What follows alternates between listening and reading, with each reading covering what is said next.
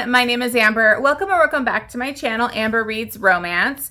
Today I'm going to be doing my end of the month wrap up for March. This month I tried splitting it up so I wouldn't have as long as videos as I usually do. I still talked for about 40 something minutes in the first video, so hopefully I'll do a little bit better this time. We'll see how it goes.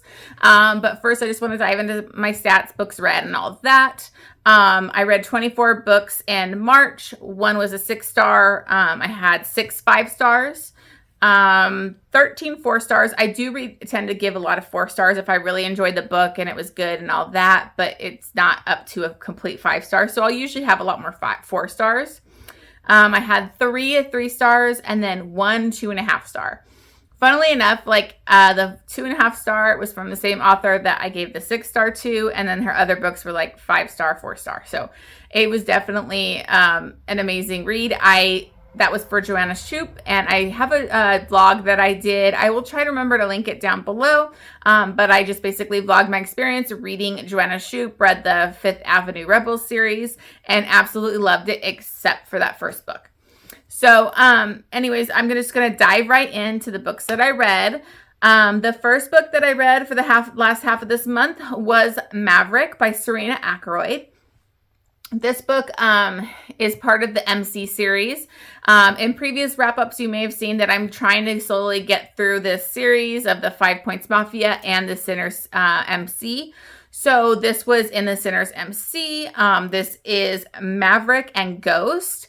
Maverick and Ghost was a couple I was really excited to see their romance and get to their book because you have seen it slowly and build in the previous books. So this is like an ongoing series. You'll have different points of view from even not the main couple in each book. So it's kind of weird. It kind of ends abruptly, some books, like where it's not a full HEA because it's a continuous story and you'll get chapters of theirs in later books. That's the only complaint I have about it is it's not like a complete end, but it's still a good series. Sorry, my throat's a little off today, so I might sound a little weird. So we have Maverick, he's a soldier. He was, I think, in like a Green Beret or something like that, special ops kind of high ep officer. And he has PTSD. He's in a wheelchair. He has a lot of issues. He doesn't like anybody around him, touch him, all that kind of stuff. And so way back in the second book in the series, Link, this MC saves these girls that were basically sex trafficked. It was sex trafficking, sexual assault, all those kinds of things, big triggers for those in this series because it does have a lot to do with that. They saved these women, and one of them was Ghost. Her real name's Alessa, but they called her Ghost because her voice was so jacked up from screaming and from the trauma she went through. So she's one of the girls that is actually open to like healing and stuff. And she's a little bit more friendly with some of the people than the other girls that are just very traumatized. So Maverick starts to build this relationship with her. He always tries to help her. He's there with her all the time. And they build this beautiful friendship. He's a guy that like wouldn't have sex with the club whores. He didn't want anything to do with anybody. He couldn't have them come in his room. And they actually build this relationship where she really trusts him and, they're falling for each other. They end up getting married because she is foreign. They like basically purchase these girls, from another country, human trafficking, and she's worried about getting sent back. So he actually marries her. So for green card and all of that, but they're actually really into each other. She actually sleeps with him. They aren't having sex, but she sleeps with him at night, and they just are such a beautiful relationship. So that was all in the previous books. I was really looking forward to this story. But something bad happened in the last book. The MC was like bombed kind of thing. Like they got attacked. And he ended up going back into the clubhouse so that he could get evidence in case the police looked their hard drives and all that kind of stuff. And the building ended up collapsing. So he was already in a wheelchair at this point, and he also had some previous brain injury from war. So he actually had pretty severe CTE that he refused to do what the doctors told him to do to work on it. So he, with this collapse, it made it even worse. So he basically wakes up doesn't remember the last 10 years. His last memory is of him being in the war, in like the military overseas, and he's actually bisexual. So he was in love with one of his other, vets. He died over there, but he doesn't remember him dying. So he wakes up and he's all about this guy Nick. He doesn't know who Ghost is. He doesn't want anything to do with her. So it was pretty depressing. I don't always really enjoy like amnesia or memory loss. Those kind of annoy me, but it was a beautiful story watching Ghost grow and stand up for herself and fight for Maverick. He doesn't want anything to do with her. He pushes her away, but she still fights when, like, I feel like I would have been like dejected with everything that she's been through. It's very sad. But when he does finally remember her, it's beautiful. He feels horrible about how he treated her. But there's also this fear that this could happen at any point with his CT where he could lose his memory again. So it's a beautiful story. I gave it 4 stars. There's a lot of other side plots going on that's continuing with other MC club members. So we'll see how that goes. So I am enjoying this series. Not every book is a hit for me, but this one was a little depressing. I won't. I don't want to give that part away, but I almost gave a spoiler. But anyways, I gave that 4 stars. Still really liked it. So then I went into the continue with the Joanna Shupe series that I was reading, and I read the second book in the Fifth Avenue Rebels series, and it's The Lady Gets Lucky. And I freaking loved this book. First book, gave 2.5 stars, hated the heroine, hated that book. And I'm so glad I did this vlog because I continued with it, and the rest of the series was amazing. So this is Kit's story. Kit, actually, I was really intrigued by him in the first book. He's very charming, debonair, kind of a player, not really wanting to settle down. And he's at this party. It's the same party they threw from the first book, where they're trying to find Harrison a wife. So this opens up at that same party. And Kit is there. He's close friends with Harrison.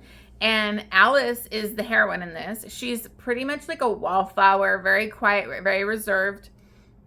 I really loved her character. She needs to find a husband because she needs to get away from her domineering and verbally abusive mother. Her mother is the worst in this book. And so she's desperate to find a husband so that she can get away from her mother. So she actually sees Kit and sees how charming he is. So she decides to proposition him to teach her how to seduce a man, how to get a man's attention. She shows up in his room at like late at night, knocks on his door, and he's kind of thrown off because he didn't really know who she was, hadn't noticed her, but he does now. And she basically propositions him, and he says he can't because Maddie, was her name Maddie? I can't remember. The girl from the first book that I hated. She said he couldn't like approach or try and hit on any of these girls because they were for Harrison to marry. So the next day they end up getting paired off in a game together, and he tells her about the supper club that he's trying to open up, and he really needs a chef. And he kind of brought up a chef that she actually is very close to. She lives in a hotel right now, and this chef actually used to be her chef at their home in Boston.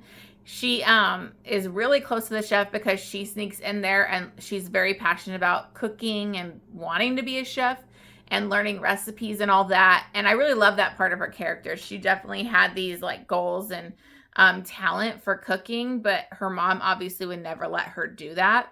So she's very close with the chef, and she tells him she could try to get him to sell some recipes to him because he'll never leave the hotel. But she also tells him, like, I know all those recipes. I can write them down for you and show you them and all that kind of stuff. But I want something from you, and I want lessons.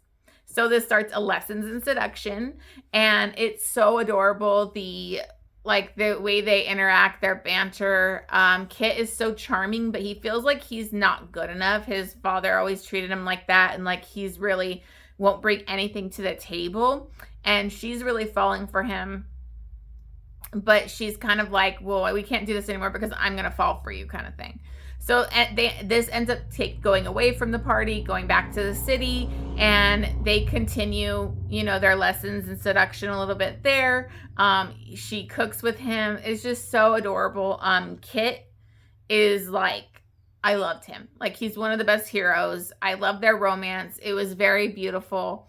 Again, I don't need to go into more detail. I've already talked too long about it, and I have a vlog. If you want to watch that, I'll go into, I have much more detail on that. So I'll try to keep the other Joanna Shupe shorter in this video. Okay, and then I read Twisted Lies by Anna Huang. I'm also doing a vlog on this because I did billionaire romances, and I just read both Anna Huang's books. So it's kind of Anna Huang one too, but that's not up yet. Hopefully it'll be up soon, like this week. So I read Twisted Lies, which is, I believe, the 4th book in the Twisted series. And I freaking loved this book. Oh, I'm sorry. The last book, Joanna Shupe's last book, I gave it 5 stars. Sorry, I forgot to say. So anyways, this book, I think, is like my favorite. I really didn't like Twisted Hate as much as everybody else like loved it and blew it up. I didn't really enjoy it. I thought it was not worth the hype. And so I kind of took a break from it, even though Christian was introduced in that book, and I really thought he seemed like an amazing hero. He is one of my top book boyfriends now. He's so hot. He's so like possessive, protective, dominant, everything I love in a hero. That's Christian Harper. So this is also one of the best like billionaire romances I read. I don't read a lot of billionaire, but I'm going to try and read some more. I love this story. So anyways, Christian is a billionaire. He runs like a security company, and he also owns a building that Stella actually lives in. So in the previous book, Stella and, her best friend, I forget her name right now. Sorry. They moved into this building, even though it was like way out of their price range. Christian like immediately notices her and is like, okay, like really into her, and he lowers the rent just for them, which was like, okay, what's going on here with this guy? So after the end of that book, it's Jules was her best friend. Jules moves out, obviously, because she's moved in with her boyfriend now. And so it's just Stella. So she thought she would lose the place, but actually he makes it lower for her, and she just cleans, like, waters his plants. So already you're like, why would this billionaire do all this stuff for this girl? And it's because he's pretty obsessed with her. He's a simp for her. He's totally into her. So Stella actually is a influencer, and she also wants to be like a designer, but she doesn't think she would ever fall through with that. I really loved her character. She was strong, but also had a lot of insecurities. Like, her family is like overachievers and would treat her like she's not doing anything worth her time, even though she's very successful in her field. So she's trying to get more followers. She wants to hit that like million mark. I think it was million. Anyways, she wants to hit that mark. And she noticed that like a lot of the other people that were getting noticed or getting more followers were people in relationships. So she wanted to do like a fake relationship, try to be with a couple guys, and then Christian comes in the picture and basically offers to fake date her, but she would need to kind of go to events with him and do that kind of stuff with him. And then he doesn't want her to take a picture of his face, but it can be known that he's the one she's dating. He just doesn't like his face out and on like social media and stuff. So it starts a fake dating. This also, she had a previous stalker that has kind of fallen off the map. Like, she hasn't heard from him for a couple years. And now that she's dating somebody and putting it on social media, this basically triggers the stalker to come back into her life.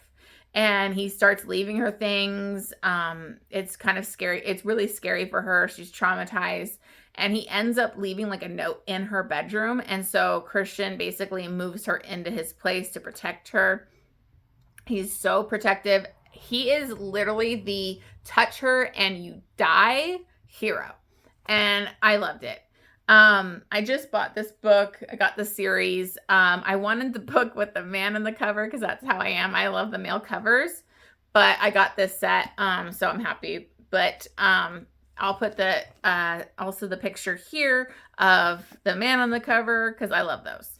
But I loved this. It was fake dating, over the top possessive hero, touch her and you die, billionaire. It had everything. The quotes in here by Christian are just so hot. I mean, I love him. So he's already going on the list. He's top book boyfriend for me. Loved this book. I gave it 5 stars.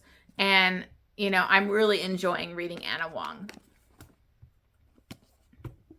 So then I continue with my Joanna Shupe book, and I read the 3rd book, which is The Bride Goes Rogue. This is between Preston and Catherine. Preston was best friends with Kit. They run the supper club together. He's very into, well, he doesn't really run it, but he put money into it. He's more of a building, and he wants to build the tallest building in the city and all of that. And then Catherine is actually, they've had an arranged marriage for most of their life. Their fathers had this arranged marriage, but Preston hates her father, and he has a lot of anger towards his own father for reasons. And he basically was like, I'm never honoring this contract. Like, I'm not marrying you. She shows up to his office to like say, okay, well, let's start planning. She's been waiting a couple years for this.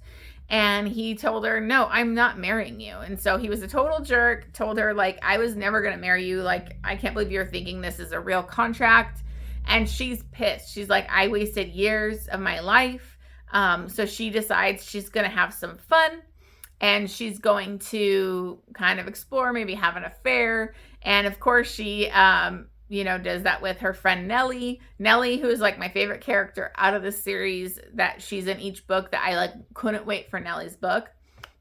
So they go to like this French kind of masquerade, but it's a lot of naughty things going on. So she ends up hooking up with Preston at this and not knowing who he is. They agree to like have a rendezvous. They don't fully have sex at this party, obviously. And the next day when she goes to meet him at his place, she finds out it's Preston. And so she's infuriated. So she's also a building that he thinks is his, that her father says, no, your father gave it to me. He's kind of fighting for that. And she's trying to like open a like an art museum kind of thing in it. So they kind of have this contentious back and forth with that. Then they kind of start to like hook up, like a kind of, you know, friends kind of with benefits, and they start catching feelings for each other. I liked this book, but it had a couple things that brought it down to a 4-star for me.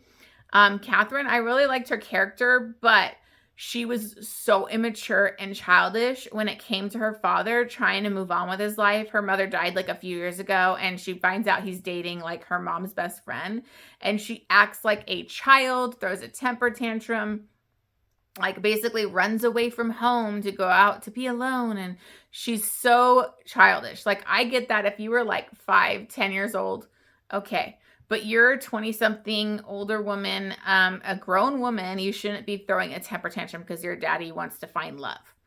So that kind of attracted me. The hero, Preston, just didn't have the same charisma and charm that like Kit has. He's pretty cold and standoffish. So I wasn't really connecting to them as much as I did the previous book. So I gave this one 4 stars. So I am doing the read-along that Jess from Peace Love Books and Tori from A Novel Life are doing. So I read the first book in that, which is Blame It on the Champagne. I actually had this on my TBR forever, so I'm really glad they did this so that it like finally got me to read this series. So this one is between Nico and Vera. And she basically comes from a rich family. Her father's like a shipping, owns a shipping company, and Nico's is like a rival kind of shipping company. He hates her father. She comes home from graduating college, top of her class, expecting a job for her father's company, and he basically tells her no, like she needs to do her duty and marry somebody. Like, so he's having an arranged marriage with the guy that he decided to give like VP of the company, and this guy's a total douchebag, a slime ball. And I just didn't really connect with her because she just blindly was just going to do whatever her dad wanted. And, I don't know. I just didn't really like her character that much. So she ends up trying to get a job for Nico's company, but she does it under a fake name. And so he doesn't know who she is. She gets hired. They kind of have interactions, and he's really like just crude and disgusting to her, trying to act like she's trying to, flirt with him to move up in the company just because he was flirting with her when they had like a meet cute kind of thing, which wasn't so meet cute because he was a total dick. So my problem with this book is quite a few things.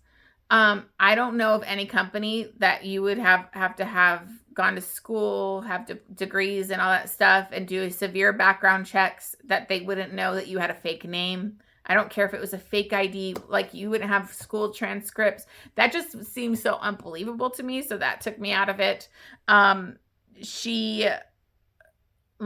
He was a jerk for most of this book, and it ended up being basically a marriage of convenience because she goes to him and explains what her dad's making her do, and he ends up being like, well, let's get married. He knows who she is, and he's been planning this big plot revenge to her family the whole time. And now that he knows who she is, he's seeing this as an opportunity to basically get more shares, have her sign this contract, F her over, and like basically he's been buying shares. It's just this big master plan against her father. What I didn't like is we knew all that going in because it's dual POVs. I think it would have been better if that came to light later in the book and then that was a big reveal. And also I assumed that when I read the blurb, I thought this was like they hooked up, like they kind of hook up and have one, or like get drunk and get married by accident. That's what I thought this book was, but it wasn't that at all. It's like they have an arranged marriage. And for most of the book, they're not married yet. I mean, they should have gotten married earlier in the book, and then we could have seen them like grow and like get to love each other and all that kind of stuff. It's like most of the book is preparing for the wedding and them being like a kind of hate to love kind of thing. And I just didn't really like that. So I don't know. It just fell flat for me. I didn't connect to the characters. The third act breakup was obvious and kind of what were you expecting? So I didn't really like this one. I gave it 3 stars. So we'll see. So then I read the other book that I did for the Anna Huang billionaire vlog I did. And I read King of Wrath. And this is the start of her new series. I really am excited for the next book to come out in April right now. So I'm excited for that one.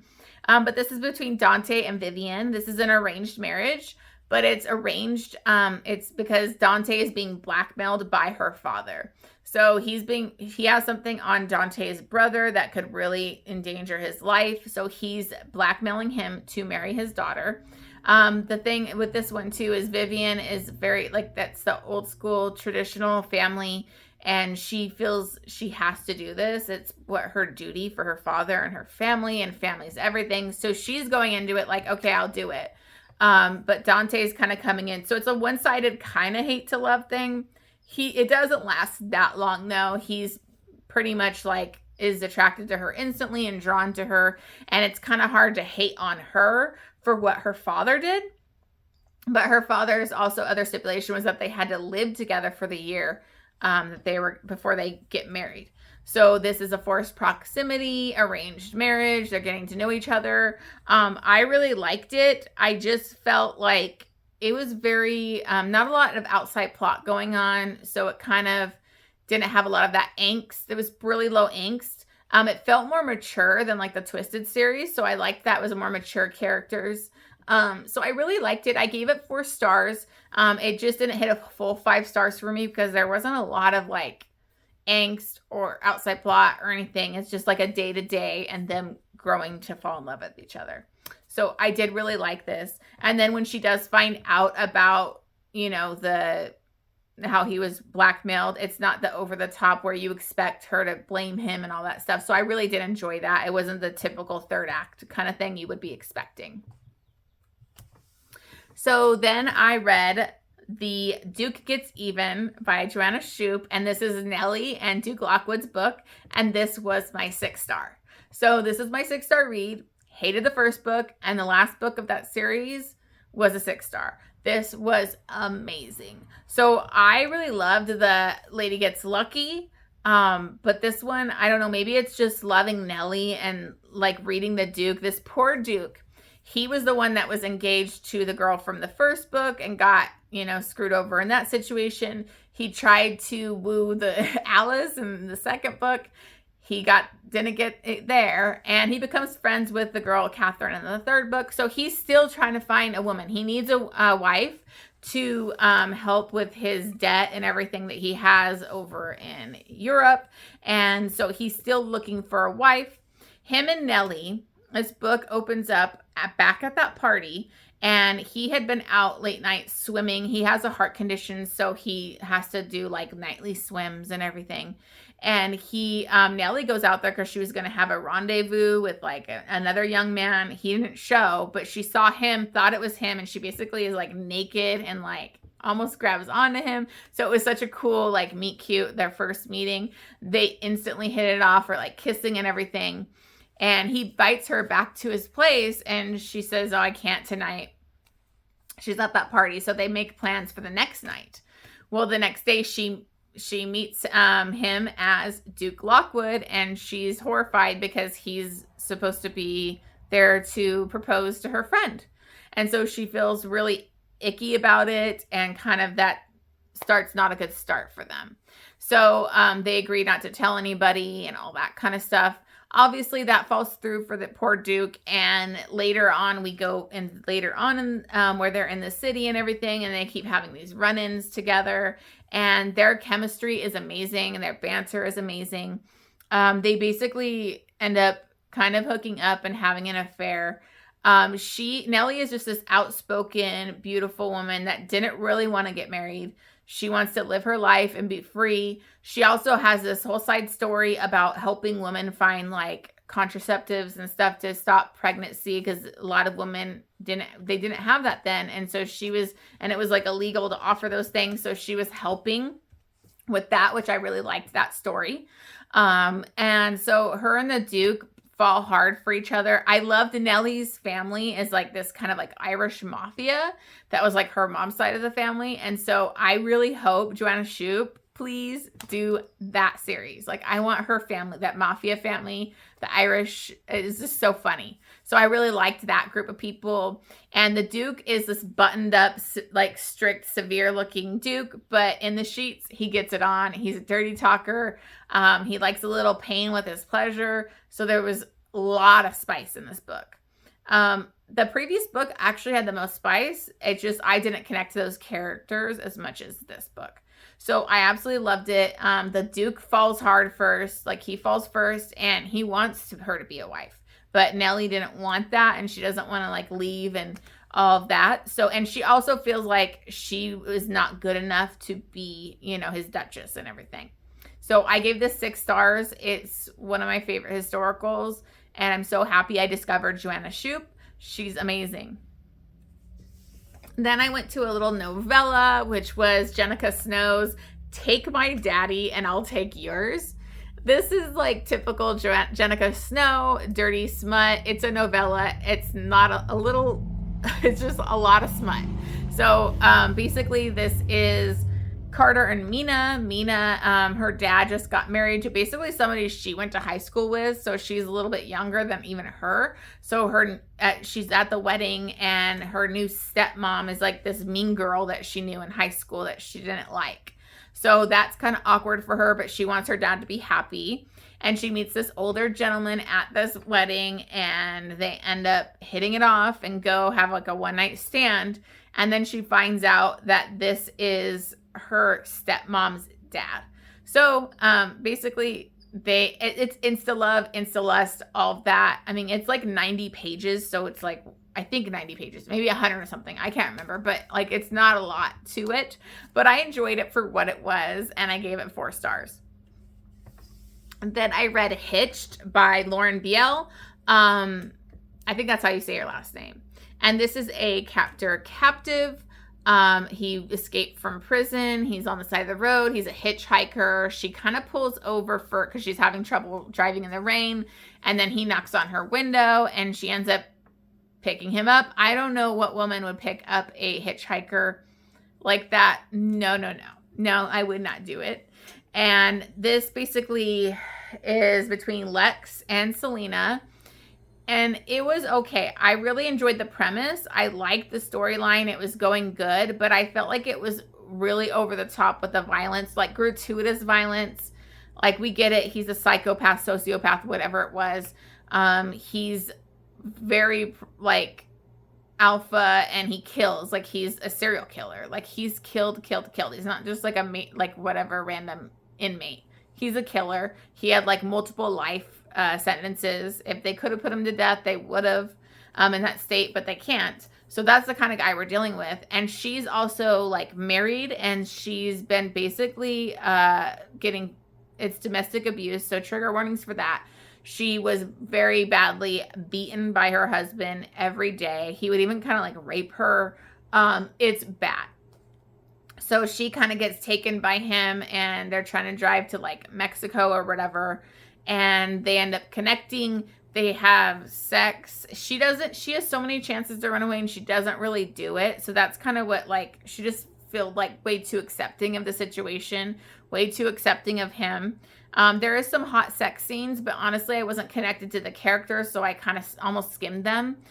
There's primal play, degradation, praise, all of that. But it didn't fully hit for me. I didn't connect to these characters. Like the violence, the way he like kills people, how she got involved. I just kind of was like, So it was like a 3-star for me. And then I read Look the Part by Julie Ann.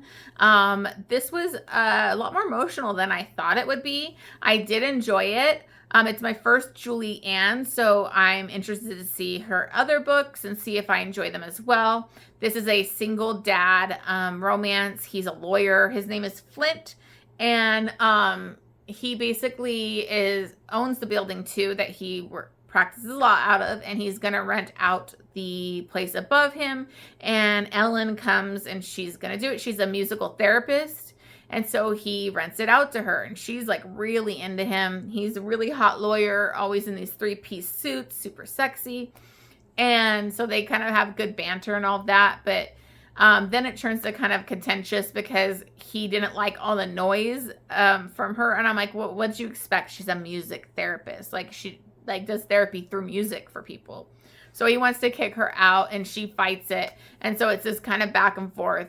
And then it just immediately leads into connection. But what I was kind of surprised, I listened to this on audiobook, and I thought my audiobook skipped a chapter or something, because all of a sudden we were getting to the sex scene, and then it was like after the sex already. And I was like, what? No sex? Like, is this closed door? Is that what Julianne does? Because I was like, I didn't like that. I did not like that. So they hook up, I guess. I don't know. And then they kind of lead to this relationship. The thing I liked about this was his son was on the autism spectrum. He was 12 years old. I loved his character. He ends up not like kicking her out, because even though he still wants to and still talks about it all the time, but his son ends up taking guitar lessons with her, and his son really likes her. And so the opening of this book is pretty tragic. I will say kind of what, because it's in the prologue, but he basically drove drunk with his son and wife in the car, and she dies. So he's got a lot of issues with that and guilt, and his son doesn't really know that he was the one that caused the accident and all that kind of stuff.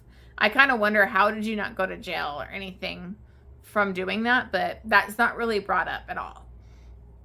So it's pretty it's got some heavy topics, and they end up getting together pretty quickly, but then there's like roadblocks that come up, trigger warnings for like her, obviously that loss of a loved one, alcoholism, and also like her father suffers from a stroke, and she has to go take care of him. So then there's a bit of separation between them. And then I am going to give another trigger warning. It's not trigger warning, but like one of the things that is not one of my favorite things in a book. So I'm going to, spoilers. This is a spoiler to the book because it's a big part of the plot, but I want to say it. So just beware, spoilers. There's a surprise pregnancy, and I don't really like surprise pregnancy trope. And so that kind of led them to kind of push to be together. I'd rather you be together because you guys really want to be together, not because she ends up pregnant, and that leads to like some complications and all that kind of stuff. But it was really beautiful story and a really sweet ending. I liked the epilogue, so I enjoyed it. It was a 4-star. I wanted more spice. Like, I wanted them to be like, I want more sex scenes, please. I know sex scenes aren't always needed, but I kind of needed it to, since they hooked up immediately, kind of to feel their connection. You kind of need the sex scene included. So then I read the second book in the Fiona Cole for their read along, and I read Blame It on the Tequila, and I loved this book. So I am a sucker for a stepbrother romance. I love it. I don't know why. It's just my thing. And so this is a stepbrother. He's a rock star. There's lots of tropes in this. So you have Parker and Nova, and this is also a second chance, friends to lovers kind of thing, which those are really hard for me. And this book nailed it. Like, it had just the right amount of flashbacks to them as teens to build that angst and watch them fall in love with each other. I hate it when they're older and we get told how much they were into each other in the past, and now they're like, we didn't get to see the love. We didn't get to see them falling for each other. And so this one had the perfect amount of flashbacks to make me feel their connection, to make me feel how much they fell for each other as teens. Anyway, so this starts out like where it's in their teens, and something bad happened. We don't know what, but basically we find out Nova and Parker basically were in love and into each other at this time, but he gets noticed. Their band finally gets noticed, and so they're going to get signed, and she tells him, oh, well, you have to go. Like, I can't now. And then it ends up where she brings up that he basically left her and didn't really communicate with her or come back. So she kind of bailed, and now it's, further in the future, and she ends up having like a thing, run-in with him. One of her friends films her at like the other girl's wedding and does like a live with Parker, and because he chose like a fan to go live with, and she shows him her dancing, and he's like, oh my God. So he finally found her because he couldn't find her for years. And so she actually does social media. She's an artist. She's like this traveling social media thing, but she doesn't show her face. And so he basically is adamant, like trying to pursue her, get together with her. And she has a lot of hangups and trust issues with him. She ends up getting like a job to help a band write music, because she does that as well, and ends up being this band. And so she has to go on tour with them. And I loved it because that whole band, they were all so close when they were teens. They loved her too. They were like a big family. So there's a lot of found family in this. So she's like kind of like in a tour bus with them, forced proximity. And, it's just beautiful to see that friendship too. I loved the band members. I wish we could get books with the band members. But so they basically kind of have this second chance. They're trying to navigate that. He's a rock star. There's issues there. And then you find out what happened to her in the past. That was my one hang up, is that happened like way late in the book. So the book was a little rushed at the end, but I still really enjoyed it. It was super angsty. Their chemistry was off the charts, and I loved Nova. And so I'm excited to read the third book. So I really enjoyed that. I gave it 5 stars. Okay, sorry guys, my computer just froze because our internet connection sucks out here in the mountains. So, all right, so the next book I read was Barbarians, Taming. I'm continuing with the Ice Planet Barbarians series. I think this is number 8 in the series. And this is between Hassan and Maddie. And I really liked this. At first, I didn't know if I'd like Maddie that much because she was kind of a bitch in the last book. In the last book, her sister was kidnapped by Hassan because he was really desperate to have a mate. And so he just kind of takes her against her will. And so he ends up getting banished, or exiled, I guess, from the tribe because he did that. And so that kind of starts off a contentious thing. Maddie's pretty negative. Like, she starts out the book pretty negative. She doesn't really like it there. She doesn't connect to anybody. She's always been the protector and the one to help her sister. And now her sister's found her mate, is pregnant, and is kind of moving on. And she just feels very on the outskirts and like unhappy. So she has run-ins with Hassan because he still hunts for the tribe and has to bring his, food to them and all that. And she ends up trying to hunt on her own as like a hobby to try and do something. And he finds her and is like, you're stupid. You can't be out here. It's too dangerous. So he ends up teaching her how to hunt. She ends up getting really physically attracted to him and kind of understands who he is now and doesn't hate him for what he did to her sister. And they end up starting kind of like a hookup. They have sex. He's a virgin hero. And they have amazing connection. And I really liked it because they were both kind of like on the outskirts, kind of like the people that nobody really connected with. and they go on some cool, interesting journeys together. And I really like this book. I like this book because it's also expanding the Ice Planet Barbarians world. So I'm interested to see how the other books are going to go with like stuff that happens near the end of this book. So I really enjoyed it. Gave it 4 stars. And then the last book that I read was basically a novella, and it was I think it's called Deliver Me from Evil. And it is this girl Deliverance. She's part of a religious cult, and she runs away on like her wedding night because she's going to be made to marry they forced her to basically marry the cult leader, and she doesn't want to have sex with him, and he ends up like carving like a cross into her leg, and she ends up running away, and she kind of collapses in the woods. And this guy, I think his name is Anderson, he finds her, like, collapsed in the woods. He lives out remotely with another couple. He was a vet. He was in the military. And so he basically rescues her. It's an insta-love, insta-lust. It's 90 pages. It's not like, oh, and it's by Adelaide Forest. So I love Adelaide Forest. And so I thought I'd just give a quick novella a try. And I had a good time. It's like 4 stars. I mean, it's very short and very quick. And it was fun. So I really enjoyed that. So anyways, those are my books for March. Thank you so much for watching this video. If you can please remember to like and subscribe, and I will see you on the next one.